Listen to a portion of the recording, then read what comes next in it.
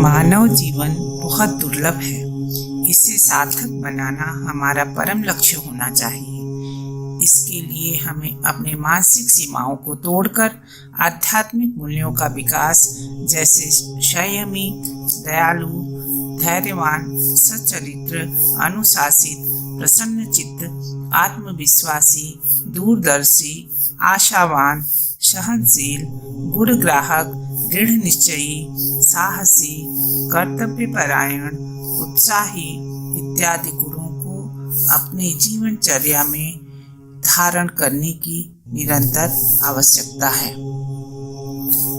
हम आत्मग्लानि से बचकर आत्मसंतोष भरा जीवन अंतिम समय तक तभी व्यतीत करते हैं।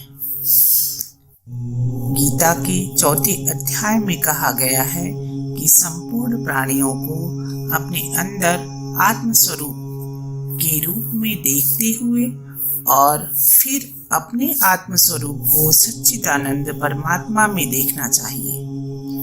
और हमें यहाँ एक बात और भी समझनी चाहिए कि ऐसा करना तभी संभव है जबकि हमारे अंदर ज्ञान हो जाए। ऐसा करना तब बहुत आसान हो जाएगा जब हम गीता का पाठ नियमित रूप से करें और गीतामय जीवन जीने का अभ्यास करें। गुरुदेव के अखंड ज्योति पत्रिका में लिखा है कि जीवन का परम लक्ष्य प्राप्त करना है तो विचार, शांति, ध्यान और क्षमा के द्वारा क्रोध पर विजय प्राप्त करो।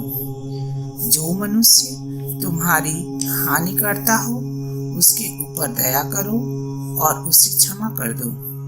उलाहने को प्रसाद समझकर उसे आभूषण जानो तथा उसे अमृत तुल्य जानो। सेवा, दया और ब्रह्म भावना के द्वारा विश्व प्रेम का विकास करो। जब क्रोध पर विजय प्राप्त हो जाएगी तो भ्रष्टता, अहंकार और द्वेष स्वयं ही नष्ट हो जाएंगे। प्रार्थना और भजन से भी क्रोध दूर हो सकता है। संतोष, अभेद, विराग तथा दान के द्वारा लोभ का शमन करो।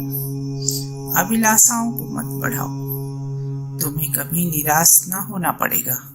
संतोष मोक्ष राज्य के 4 संततियों में से एक है। इन 4 संततियों की सहायता से तुम ब्रह्म ज्ञान जीवन के चरम लक्ष्य को प्राप्त कर सकते हो।